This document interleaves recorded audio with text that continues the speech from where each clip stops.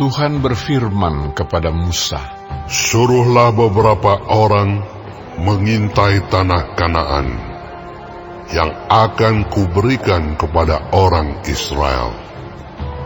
Dari setiap suku nenek moyang mereka, haruslah kau suruh seorang, semuanya pemimpin-pemimpin di antara mereka." Lalu Musa menyuruh mereka dari padang gurun Paran sesuai dengan titah Tuhan. Semua orang itu adalah kepala-kepala di antara orang Israel. Dan inilah nama-nama mereka. Dari suku Ruben, Syamua bin Zakur. Dari suku Simeon, Safat bin Hori. Dari suku Yehuda, Kaleb bin Yefune. Dari suku Isakar, Yigal bin Yusuf. Dari suku Efraim, Hosea bin Nun. Dari suku Benyamin, Palti bin Rafu. Dari suku Zebulon, Gadiel bin Sodi. Dari suku Yusuf, yakni dari suku Manasye, Gadi bin Susi. Dari suku Dan, Amiel bin Gemali. Dari suku Asher, Setur bin Mikael. Dari suku Naftali, Nahbi bin Wofsi. Dari suku Gad, Guel bin Makki. Itulah nama orang-orang yang disuruh Musa untuk mengintai negeri itu, dan Musa menamai Hosea bin Nun itu Yosua. Maka Musa menyuruh mereka untuk mengintai tanah Kanaan. Katanya kepada mereka, "Pergilah dari sini ke tanah Negeb, dan naiklah ke pegunungan, dan amatilah bagaimana keadaan negeri itu. Apakah bangsa yang mendiaminya kuat atau lemah? Apakah mereka sedikit atau banyak? Dan bagaimana negeri yang didiaminya? Apakah baik atau buruk? Bagaimana kota-kota yang didiaminya? Apakah mereka diam di tempat-tempat yang terbuka atau di tempat-tempat yang berkubu? Dan bagaimana tanah itu? Apakah gemuk atau kurus? Apakah ada di sana pohon-pohonan atau tidak? Tabahkanlah hatimu dan bawalah sedikit dari hasil negeri itu." Waktu itu ialah musim hulu hasil anggur. Mereka pergi ke sana, lalu mengintai negeri itu, mulai dari padang gurun Zin sampai ke Rehob, ke jalan yang menuju ke Hamat. Mereka berjalan melalui tanah Negeb, lalu sampai ke Hebron. Di sana ada Ahiman, Sesai, dan Talmai, keturunan Enak. Hebron didirikan 7 tahun lebih dahulu dari Soan di Mesir. Ketika mereka sampai ke lembah Eskol, dipotong merekalah di sana suatu cabang dengan setandan buah anggurnya. Lalu berdualah mereka menggandarnya. Juga mereka membawa beberapa buah delima dan buah ara. Tempat itu dinamai orang Lembah Eskol karena tandan buah anggur yang dipotong orang Israel di sana. Sesudah lewat 40 hari, pulanglah mereka dari pengintaian negeri itu, dan langsung datang kepada Musa, Harun, dan segenap umat Israel di Kades, di padang gurun Paran.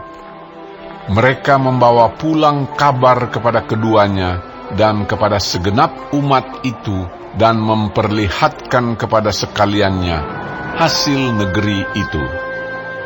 Mereka menceritakan kepadanya, "Kami sudah masuk ke negeri kemana kau suruh kami. Dan memang negeri itu berlimpah-limpah susu dan madunya. Dan inilah hasilnya. Hanya bangsa yang diam di negeri itu kuat-kuat, dan kota-kotanya berkubu dan sangat besar. juga keturunan Enak telah kami lihat di sana. Orang Amalek diam di tanah Negeb. Orang Het, orang Yebus, dan orang Amori diam di pegunungan. Orang Kanaan diam di sepanjang laut dan sepanjang tepi sungai Yordan. Kemudian Kaleb mencoba menenteramkan hati mereka itu di hadapan Musa. Katanya, "Tidak, kita akan maju dan menduduki negeri itu, sebab kita pasti akan mengalahkannya." Tetapi orang-orang yang pergi ke sana bersama-sama dengan dia berkata, "Kita tidak dapat maju menyerang bangsa itu, karena mereka lebih kuat daripada kita." Juga mereka menyampaikan kepada orang Israel kabar busuk tentang negeri yang diintai mereka dengan berkata, "Negeri yang telah kami lalui untuk diintai adalah suatu negeri yang memakan penduduknya. Dan semua orang yang kami lihat di sana adalah orang-orang yang tinggi-tinggi perawakannya. Juga kami lihat di sana orang-orang raksasa, orang Enak yang berasal dari orang-orang raksasa. Dan kami lihat diri kami seperti belalang. Dan demikian juga mereka terhadap kami."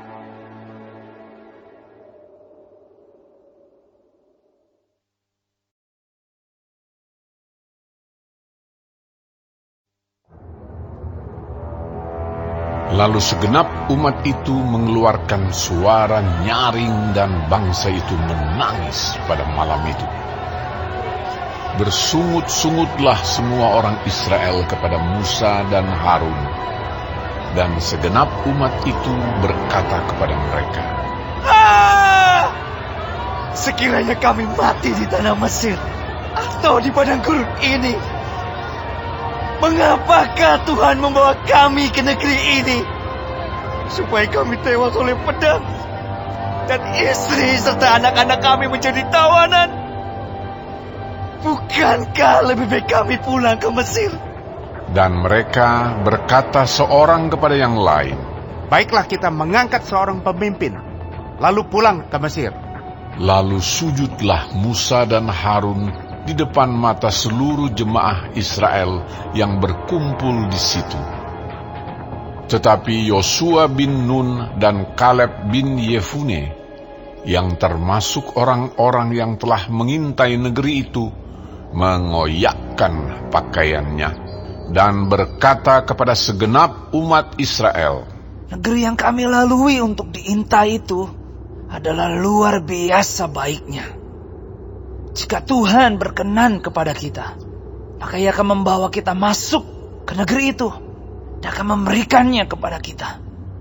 Suatu negeri yang berlimpah-limpah susu dan madunya. Hanya janganlah memberontak kepada Tuhan dan janganlah takut kepada bangsa negeri itu, sebab mereka akan kita telan habis. Yang melindungi mereka sudah meninggalkan mereka, sedang Tuhan menyertai kita. Janganlah takut kepada mereka. Lalu segenap umat itu mengancam hendak melontari kedua orang itu dengan batu. Tetapi tampaklah kemuliaan Tuhan di kemah pertemuan kepada semua orang Israel. Tuhan berfirman kepada Musa, "Berapa lama lagi bangsa ini menista aku?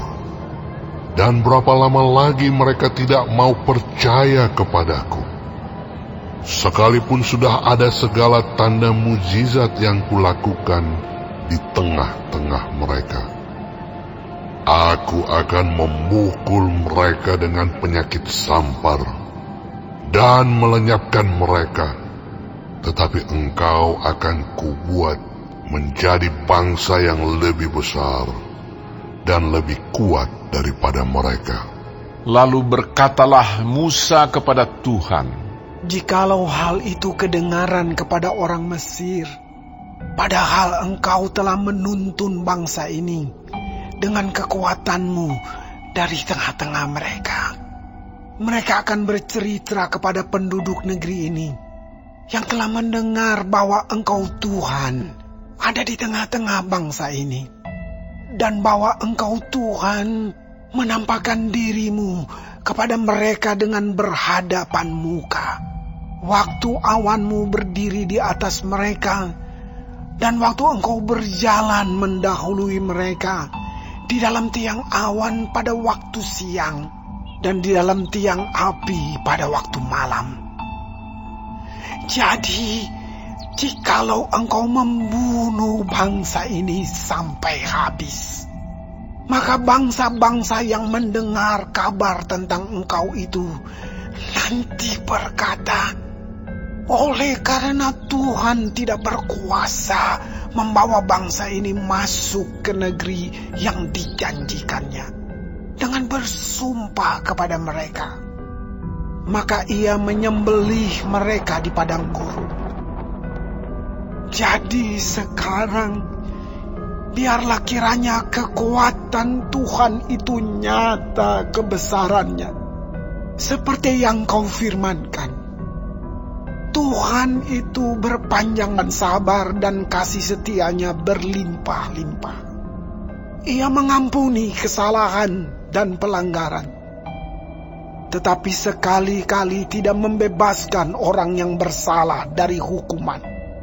Bahkan ia membalaskan kesalahan bapa kepada anak-anaknya, kepada keturunan yang ketiga dan keempat. Ampunilah kiranya kesalahan bangsa ini sesuai dengan kebesaran kasih setiamu, seperti engkau telah mengampuni bangsa ini mulai dari Mesir sampai kemari. Berfirmanlah Tuhan, Aku mengampuninya sesuai dengan permintaanmu. Hanya demi aku yang hidup dan kemuliaan Tuhan memenuhi seluruh bumi. Semua orang yang telah melihat kemuliaanku dan tanda-tanda mujizat yang kuperbuat di Mesir dan di padang gurun, namun telah 10 kali mencobai aku dan tidak mau mendengarkan suaraku, pastilah tidak akan melihat negeri yang kujanjikan dengan bersumpah kepada nenek moyang mereka. Semua yang menista aku ini tidak akan melihatnya. Tetapi hambaku Kaleb, karena lain jiwa yang ada padanya, dan ia mengikut aku dengan sepenuhnya, akan kubawa masuk ke negeri yang telah dimasukinya itu, dan keturunannya akan memilikinya. Orang Amalek dan orang Kanaan diam di lembah.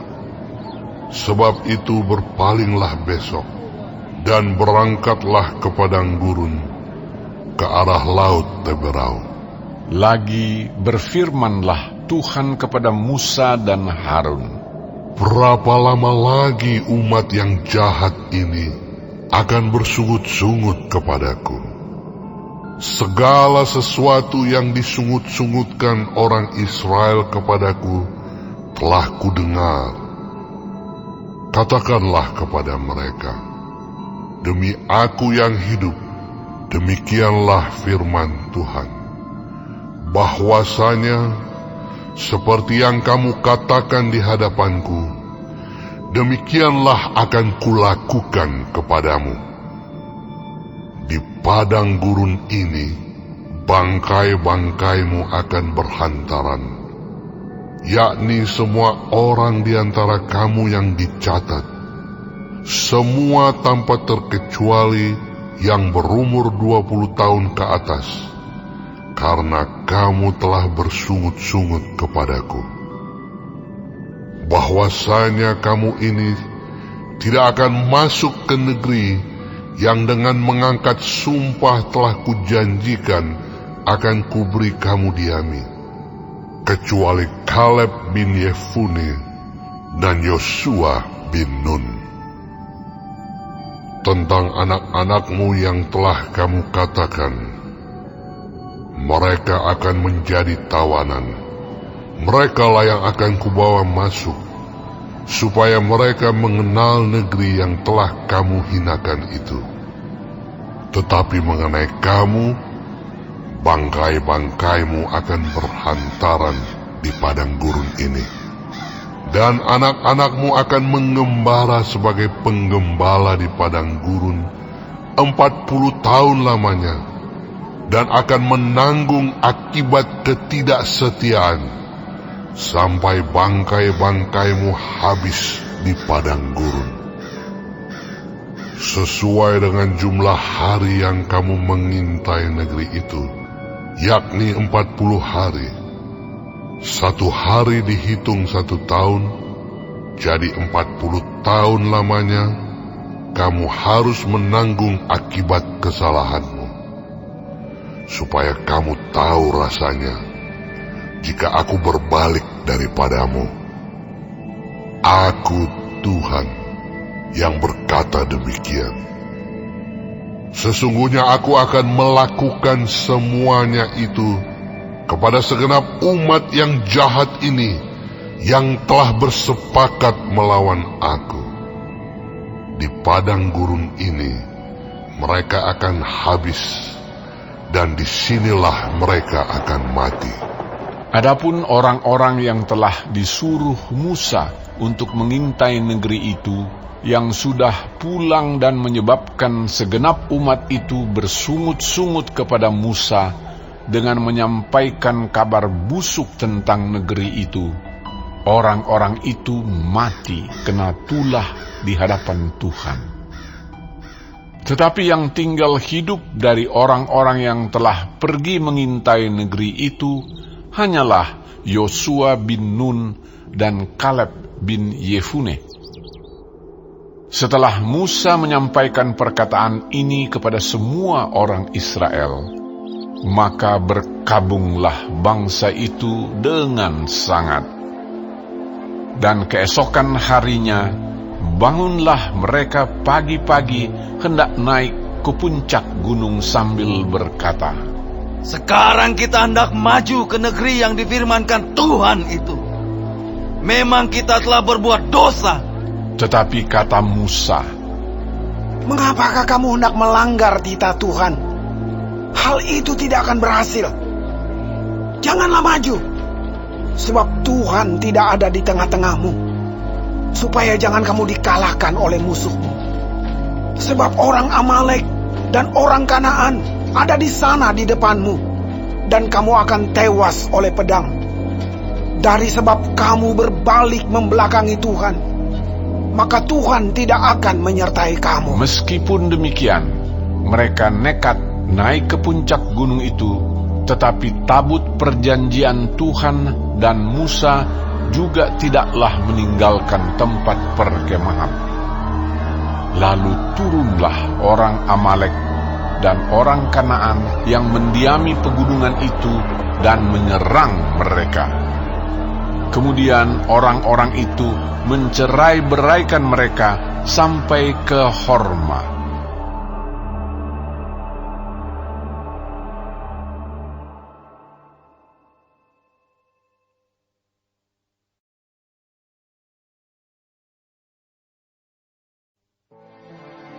Tuhan berfirman kepada Musa, "Berbicaralah kepada orang Israel, dan katakanlah kepada mereka, apabila kamu masuk ke negeri yang akan kuberikan kepadamu menjadi tempat kediamanmu, dan kamu hendak mempersembahkan korban api-apian bagi Tuhan dari lembu sapi atau kambing domba, baik korban bakaran atau korban sembelihan, baik untuk membayar suatu nazar khusus, atau sebagai persembahan sukarela, atau pada waktu perayaan-perayaanmu, dan dengan demikian menyediakan bau yang menyenangkan bagi Tuhan, maka orang yang mempersembahkan persembahannya itu kepada Tuhan haruslah mempersembahkan sebagai korban sajian 1/10 eva tepung yang terbaik, diolah dengan 1/4 hin minyak. Dan beserta korban bakaran atau korban sembelihan itu, engkau harus juga mempersembahkan seperempat hin anggur sebagai korban curahan untuk setiap ekor domba yang dipersembahkan. Tetapi jikalau persembahanmu itu seekor domba jantan, engkau harus mempersembahkan sebagai korban sajian 2/10 efa tepung yang terbaik, diolah dengan 1/3 hin minyak. Dan sebagai korban curahan, haruslah kau persembahkan 1/3 hin anggur, menjadi bau yang menyenangkan bagi Tuhan. Dan apabila engkau mengolah seekor lembu sebagai korban bakaran atau sebagai korban sembelihan, baik untuk membayar suatu nazar khusus maupun sebagai korban keselamatan bagi Tuhan, maka beserta lembu itu haruslah dipersembahkan sebagai korban sajian 3/10 efa tepung yang terbaik, diolah dengan 1/2 hin minyak. Dan sebagai korban curahan, haruslah kau persembahkan 1/2 hin anggur. Itulah korban api-apian yang baunya menyenangkan bagi Tuhan. Demikianlah harus diperbuat untuk setiap ekor lembu, dan untuk setiap ekor domba jantan, dan untuk setiap ekor domba atau kambing. Berapapun jumlah hewan yang kamu olah, untuk setiap hewan itu harus kamu perbuat demikian juga. Setiap orang Israel asli haruslah berbuat demikian apabila ia mempersembahkan korban api-apian yang baunya menyenangkan bagi Tuhan.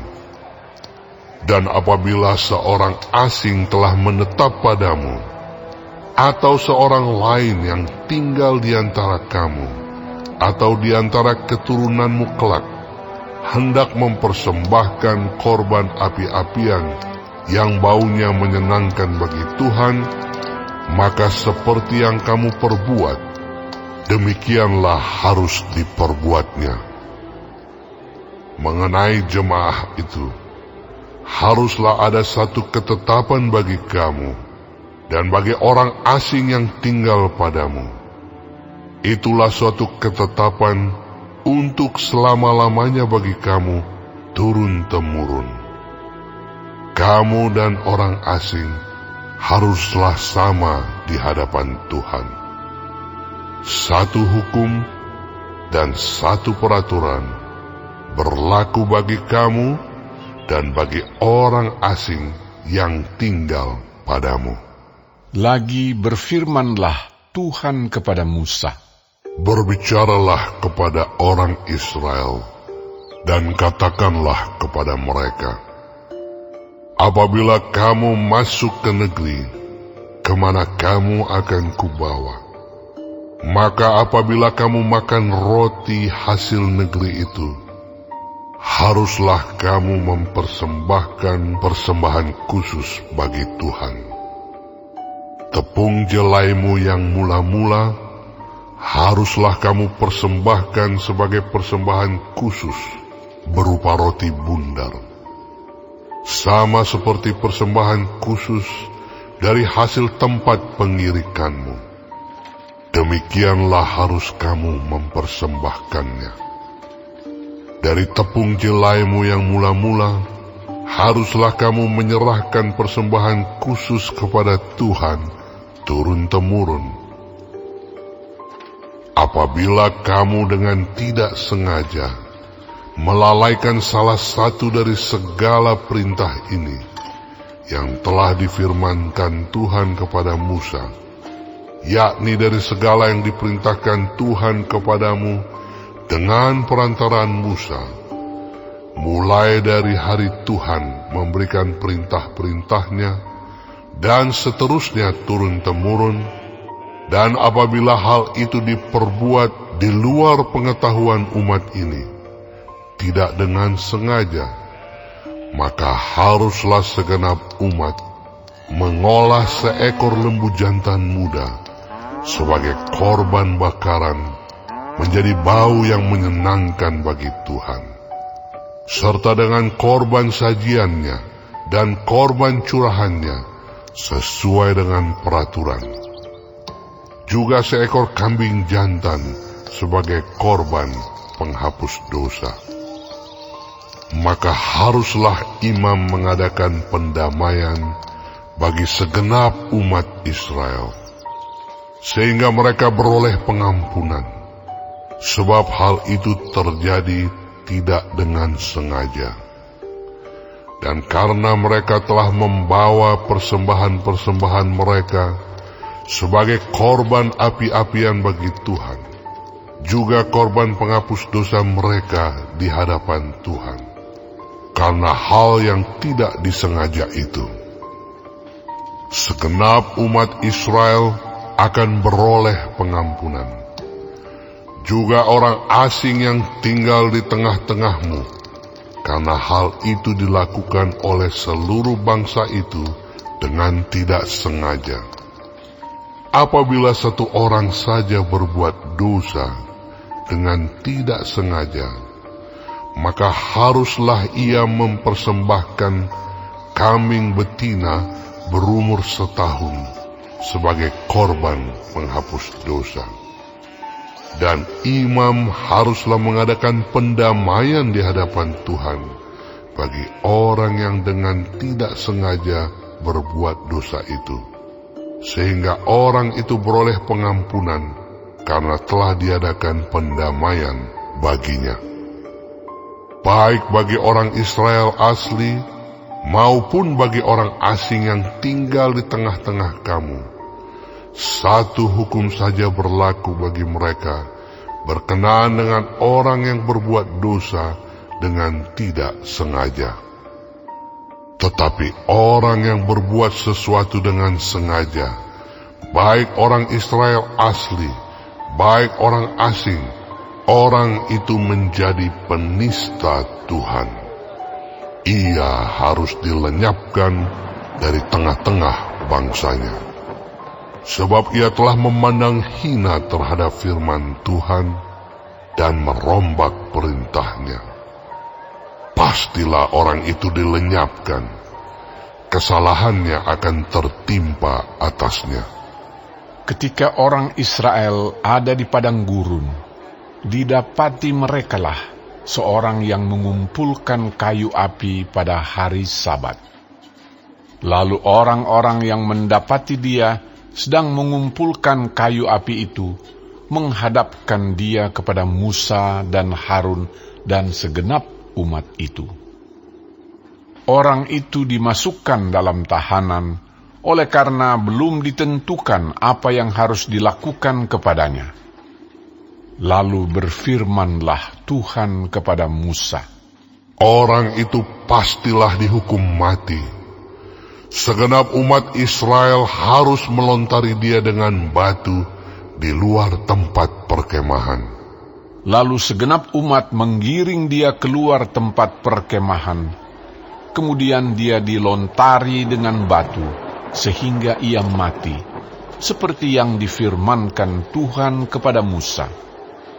Tuhan berfirman kepada Musa, berbicaralah kepada orang Israel dan katakanlah kepada mereka bahwa mereka harus membuat jumbai-jumbai pada punca baju mereka turun-temurun, dan dalam jumbai-jumbai punca itu haruslah dibubuh benang ungu kebiru-biruan. Maka jumbai itu akan mengingatkan kamu apabila kamu melihatnya kepada segala perintah Tuhan, sehingga kamu melakukannya dan tidak lagi menuruti hatimu atau matamu sendiri, seperti biasa kamu perbuat dalam ketidaksetiaanmu terhadap Tuhan. Maksudnya supaya kamu mengingat dan melakukan segala perintahku, dan menjadi kudus bagi Allahmu. Akulah Tuhan Allahmu, yang telah membawa kamu keluar dari tanah Mesir, supaya aku menjadi Allah bagimu.